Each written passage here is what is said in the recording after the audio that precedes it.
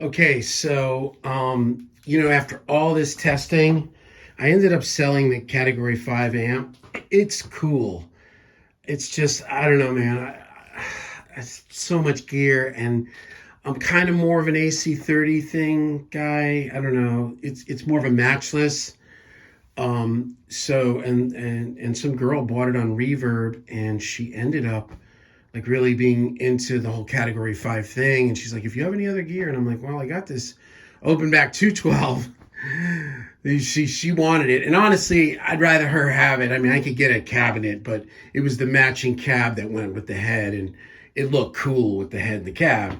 So she wanted the cab empty, so because she had speakers. So now I'm going to sell these. I've got a pair of golds and a vintage 30, but I pulled it out. So now all I got is my vintage 30, and I've got this is open back greenback cab that's wired at 4 ohms, that's plugged straight into the basement. So now that I've repositioned all the mics, we're gonna do a little quick phase. I don't know, most people probably know how to do this, but like if you're using 2 mics, I'll show you how I do it. And I may start pulling these off a little more. I've been not so close miking. I don't know. I'm kind of, there's things about it I like and things I don't like. The tape will come off once. I'll pull the tape off now. It doesn't really matter, does it? Yeah, there you go. So anyway, here you go. It's going to kind of be a short video. Got a lot going on today. The other thing I did was I ended up selling the Gretsch, the big Gretsch, the 5420. It was okay. I didn't really enjoy playing it. There's something about, I don't know if I don't necessarily like hollow bodies, but also I didn't like the little wooden bridge with I don't know, it felt very strange. And I have this Projet that I've had forever with the blacktop Filtertrons, and it's not hollow, but I think it's kind of chambered. I don't know. They sound so close. I way like playing that guitar, and I stop plated. There's no tremolo, so that guitar stays in perfect tune. So this is really the foundation of my daily work, which is Tele, Strat, now this unbelievably beautiful Jazzmaster, my WCR Les Paul, and my Gretsch. And everything else is kind of some things. These are some band guitars that's set up for slide. That's with 11s and E flat. I've got a 12 string, and then the rest is basses and acoustics. But this is really the meat and potatoes of what I use. And that's really what I wanted to do was have something like more streamlined, more simple. I've sold quite a bit of guitars and amps lately. And the thing is, I was thinking, well, now I don't have another cab. I don't have a greenback cab. But you know what I do have? And I'm going to get bad to the bone with this Captor X. So this is really where I want to stay. This is, absolutely, this is everything I need and then some. So let's phase these cabs. I'll show you guys how I do it. And, if it helps, great. If not, no harm, no foul. Yeah. Okay, so yeah, here we are. Les Paul into the basement, into that open back that again is wired to 4 ohms with a 57 and a 121 into 2 APIs and into the burls. So let's just first check phase. And I'd marked them when I took them off. When I moved out the other 212 this morning, I marked it, so it's pretty much in the same spot. Oh, I keep doing this. It's because the screen flows open. Here we go.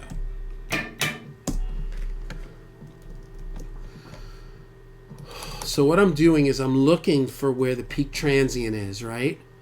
So here's the peak transient, and there you go. And yeah, that's sample accurate. So the first track here, track 1, is the 57. Track 2 is the Royer. So what I'll do for this, I'll just leave it like this. Okay, cool. So, and you'll see that they're both going up. Like if one was going up and one was going down, then the polarity would be off. And that's it. So now I know that the phase is good and the polarity is good. Don't know if the mic placement is good yet. We'll see. It should be, but we'll see. So this basement like on 4.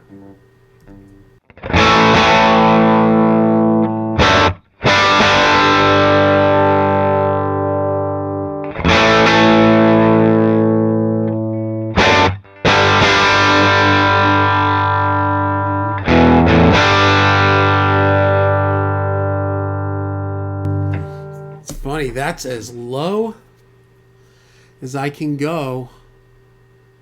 Why is that so loud? That's with the pad in.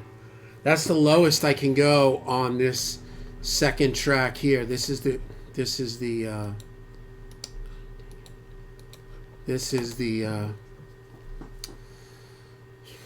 I'm wondering if I should put a pad in. I've got those little adapter pads. You know what? Let's do that. I'm gonna just let this keep rolling. Just give me a minute, okay? Whoa! Now there are these variable little XLR like like little adapters. I think they're from Crane Song. I think they probably gave them to me with my. Oh yeah, lower that is, right? And I put them on both, and that's kind of an old habit of just putting them on both just in case, just in case there's any kind of latency. Then in theory, would be even.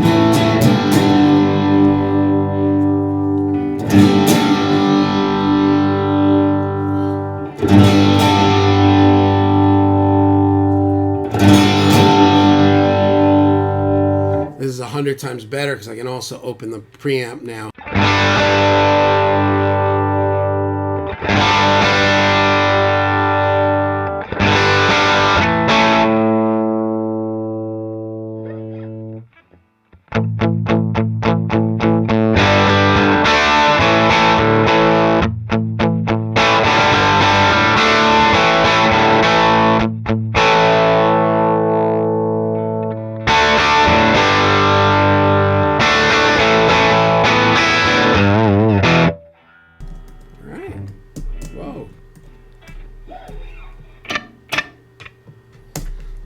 Double check this. Now that I've also torn up it in there. I remember now I'd thrown them on the breakout box so I wouldn't forget where they were. So much for that. Yeah, there you go. So phase and polarity is good. Now let's record a second of it. I have been really the last couple of years recording at lower volumes. I think it's really important. When I started with Pro Tools like 20 years ago, you were always trying to go high because the bit was lower, but now with the new converters and the new Pro Tools, like lower actually sounds better. Not super low, but the way it was too hot. So here we go.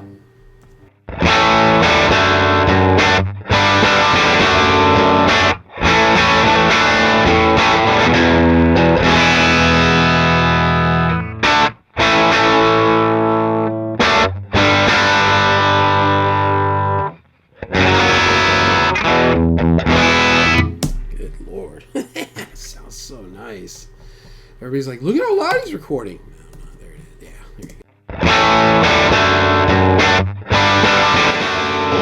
go. 57, 121.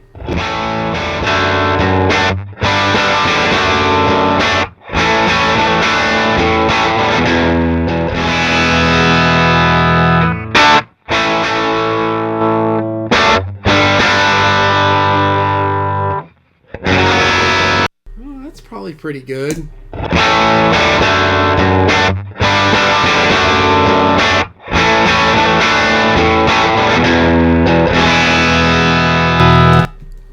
Just listen to 57. I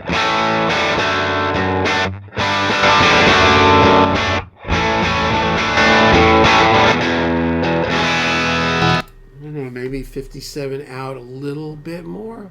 I don't know though.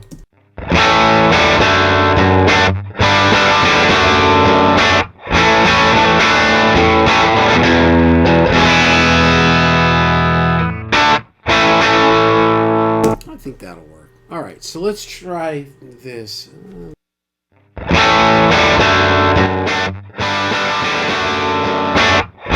Let me try just moving out the 57 from the center dust cap. Just a hair. Just a hair. Let's see what that happens there.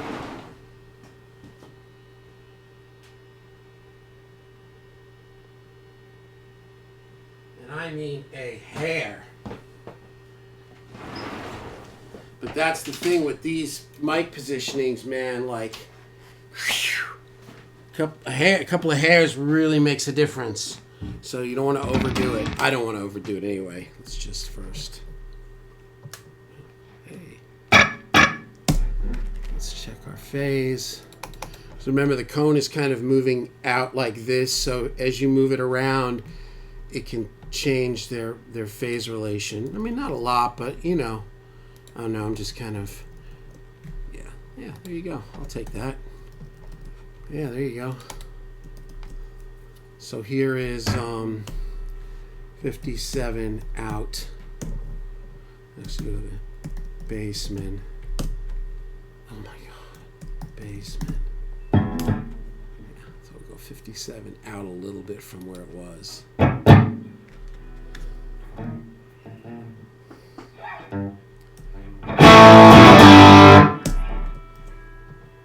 Oh, the door's kind of open. That's all right.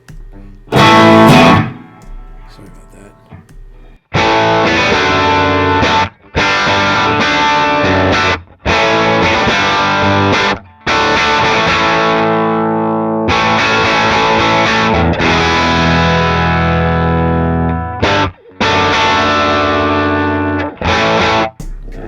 All right, so here's the original placement.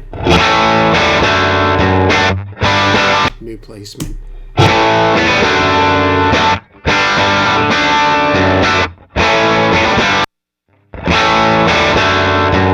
think it was better in the beginning. It had more, you know, it had more focus or something. Oh. Here we go.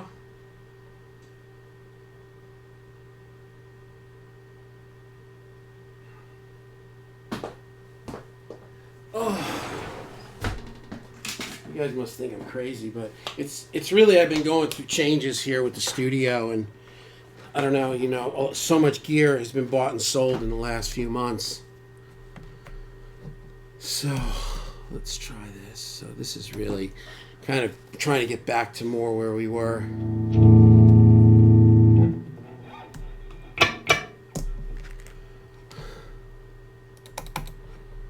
Oh my God.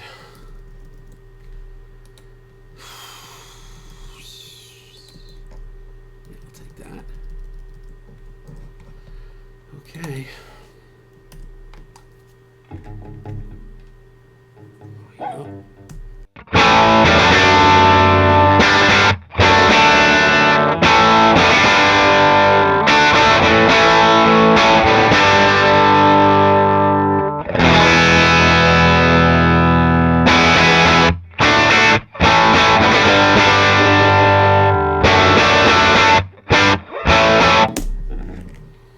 So original.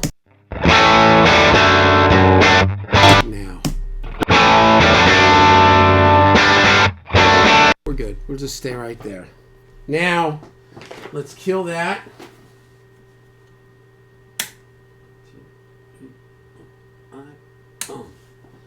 And we're going to take... Oh, there is no cab 1 anymore. Cab 2, put it into the 77. And let's see what we got here. And now what we'll do is rotate these over to 9 and 10, because the first recording was APIs. This is now going to be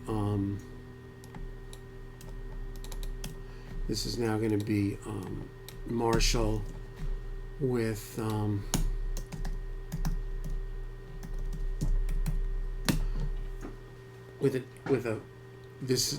one is going to be 57. 2 is a Beyerdynamic M160, and we're going through 2 Brent Averill News. Let's see what happens.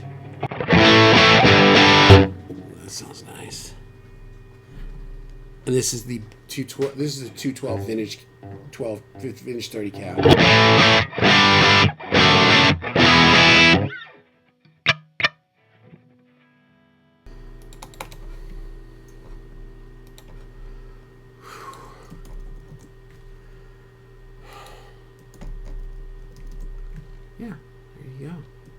like that. You see, that one was going down first. The other one may have been going up first. So sometimes you have to flip polarity if you're doing multi-amps or use like a trim plugin. Does everybody understand that? Here we go. 77 Marshall.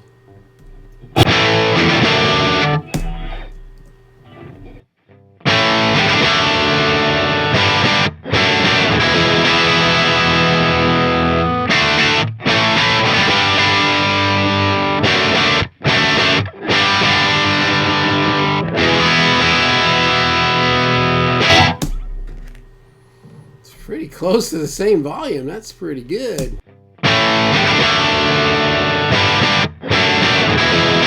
So that's a closed back vintage 30 cab. And then the Mesa or the Bassman through the open back.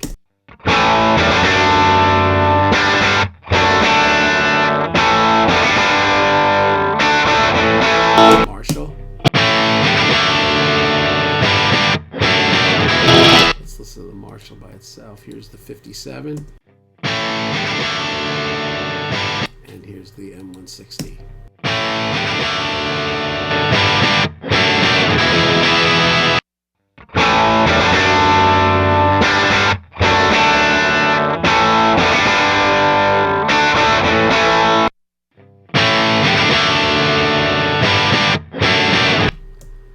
You know what's... Maybe that 57 needs to come. I don't know. Because the M160 is not as dark as like the Ribbon is, as the 121 is. And then, yeah, so this is more lively in general because the Ribbon is not as heavy. Yeah, it pops though. That's nice. Okay, there you go. And then some people were saying that... I like that. That's a different thing than this.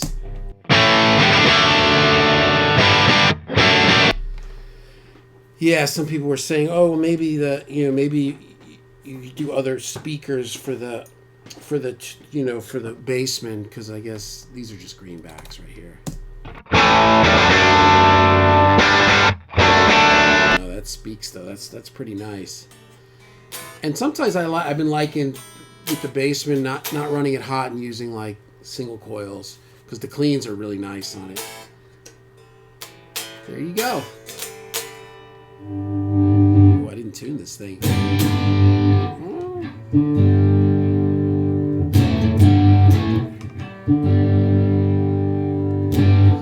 All right, guys.